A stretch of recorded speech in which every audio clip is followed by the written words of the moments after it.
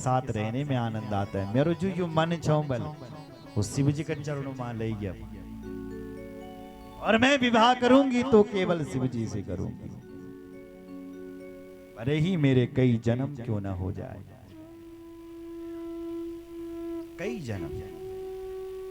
जन्म कोटि लगे रगर हमारी, जन्म कोटि लगे रगर हमारे, जन्म कोटि लगे रगर हमारे। परहूँ संबुनत रहूँ कुमारी, परहूँ संबुनत रहूं कुमारी, परहूँ संबुनत रहूं कुमारी, परहूँ संबुनत रहूँ कुमारी, परहूँ संबुनत रहूं कुमारी, परहूँ संबुनत रहूँ कुमारी, परहूं संबुनत रहूं कुमारी। जन्म कोटि लगी रगर हमारी, जन्म कोटि लगी रगर हमारे, जन्म कोटि लगी रगर हमारे।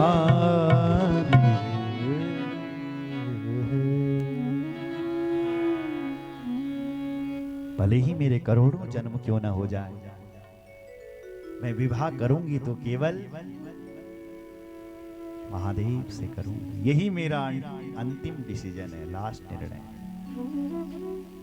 7 ऋषि जो थे बल ना, वो पार्वती के चरणों में गिर गए और बोले कि हे देवी पार्वती, हमको तो भगवान शिव जी ने ही भेजा। क्यों? बोले तुम्हारी प्रेम परीक्षा लेने के लिए। हे माता, आप अपनी परीक्षा में पास हो गई। आप दोनों तो जगत के माता पिता, तुम तो बल शिव जी की माया छो, माया। तुम माया भगवान शिव, सकल जगत पितुमा,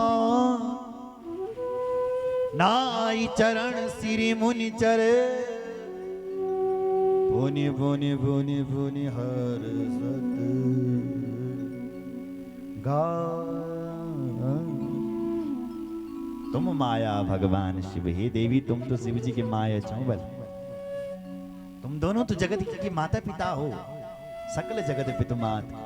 नाई चरण सिर मुनि चले, मुनि बल 7 ऋषि चरणों में प्रणाम करके चले, और देवी को बार बार प्रणाम करके चले, दर्शाते हुए चले कि देवी तुम अपनी परीक्षा में पास हो गई हो, अब तुम घर जाओ, हम तुम्हारा विवाह भगवान शिव जी से करवाएंगे, आप जाओ।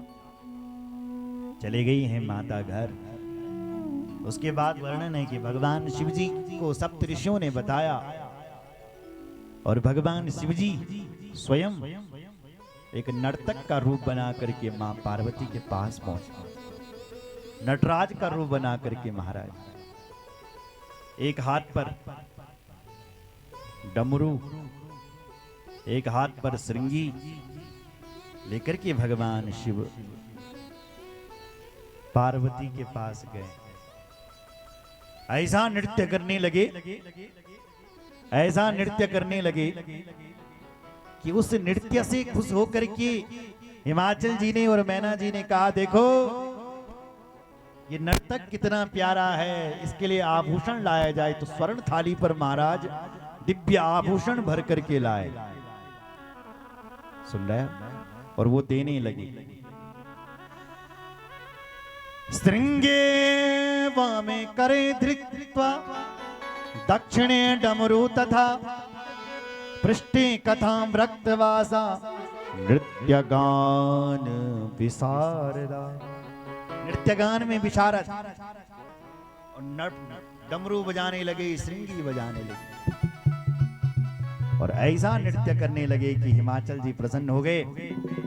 पार्वती पहचान गई, और हिमाचल जी ने कहा, क्या आप बहुत अच्छा नृत्य कर रहे हो, क्या चाहिए तुम्हें?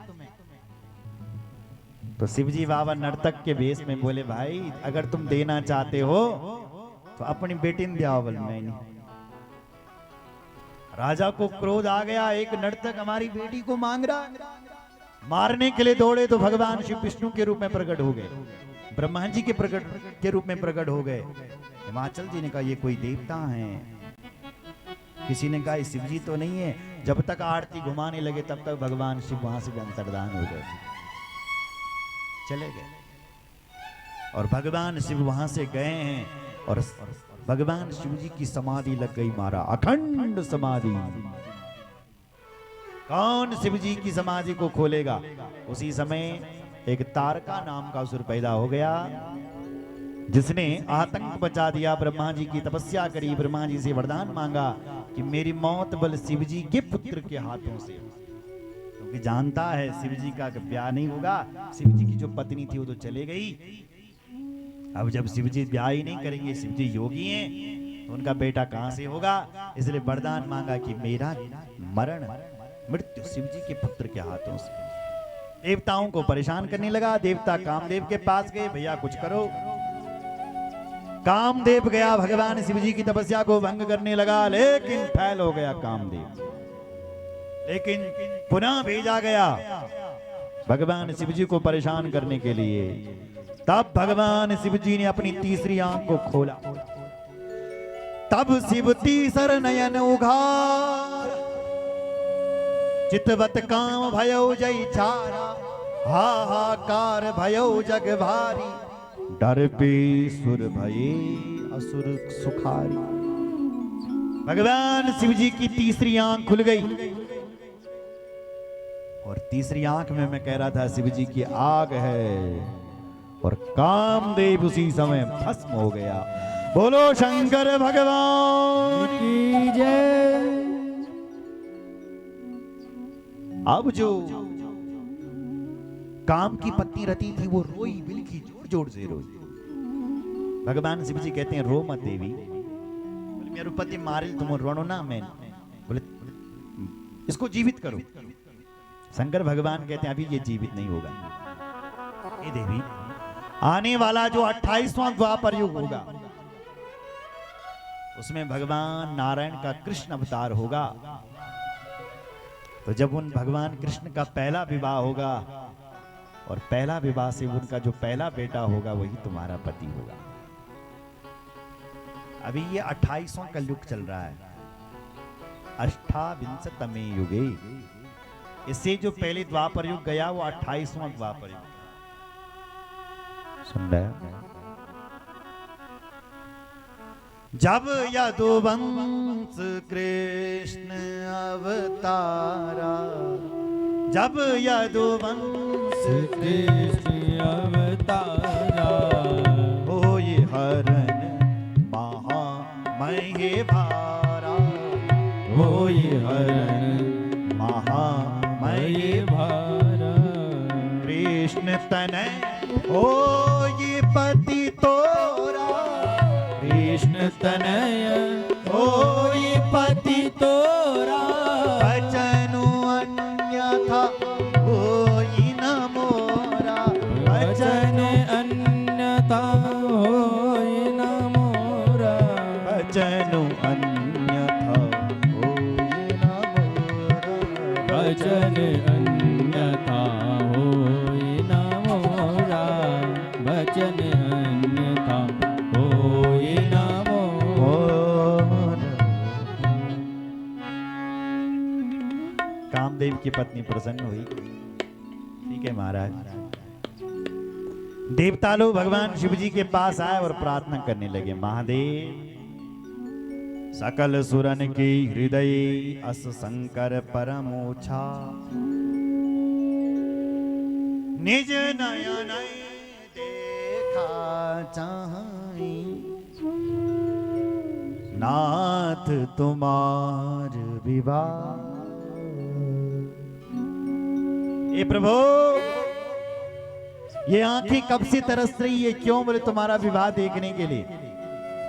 और पार्वती कब से तुम्हारा इंतजार कर रही है महादेव, इसलिए आप विवाह कीजिए, विवाह कीजिए, विवाह। भगवान शंकर बोले कर लो मेरा विवाह। देवता लोग प्रसन्न हुए, हिमाचल जी की यहाँ चिट्ठी पत्री भेजी। और भगवान शिव जी की तिथि, विवाह की तिथि को फिक्स कर दिया।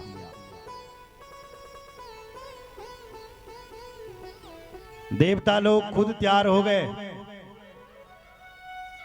लेकिन जो बल दूल्हा बनिया शिव जी तौन कोई तैयार ना करने लगे।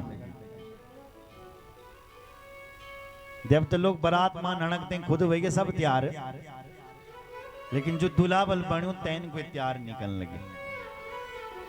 अब क्या होगा? बोलो जय सिया राम, जोर से बोलो, सारे बोलो, और जोर से, और जोर से। तो जब तक खुद तैयार हो गया, ब्योमान हड़कते बारात मेहमान, लेकिन शिव जी ने कोई तैयार ना कर। तो शिव जी बाबा का जो गाना था भले सुनो जरा। वो बोले शिव जी तुम चिंता मत करो, हम तुम्हें तैयार करेंगे। तो शिव जी के गण शिव जी को तैयार करने लगे। शिवाय शंभु गण करहि शिवाय शंभु गण करहि श्रृंगारा, जटा मुकुट अहि मोर संवारा, जटा मुकुट अहि मोर संवारा, कुंडल कंगन पैरहि ब्याला, कुंडल कंकण पैरहि ब्याला, अन विभूति पट के हरि छाला, अन विभूति हरि पट के छाला, अन विभूति पट के हरि छाला, तन विभूति पट के छाला, के हरि छाला, के हरि छाला। एक बोला सुनो ना, बोले हमोनियानो सुने जो दूल्हा क्या बन बल। सबसे पहले उसके लिए पैंट कोट चाहिए, क्यों साहब? या शेरवानी चेन बलते थे जो दूल्हा बाणु। अरे भाई शिव जी ते का खान लियो ना मुन शेरवानी, लेकिन बल्कि तो टेंशन लेने लगी ज्यादा। टेंशन नहीं लेनी मैं, शिव जी को भी होने लगी। बोले तू टेंशन ही मत ले, मेरे पास सब जुगाड़ है। एक जुगाड़ी आदमी था साहब, उसने बोला सुनो, एक मेरे पास शिव जी की बगशाला है प्यारी सी, और मेरी छिपाई जय दिन शिव जी को पियो बोलते दिन लानिया निकालो। वही बगशाला निकाले और भगवान शिव जी पर पहना दे। आहा, कपड़े का काम हो गया। और बताओ, बोले हमने ये सुना है कि जो दूल्हा बनता है तो एक सिर पर मुकुट चाहिए साहब।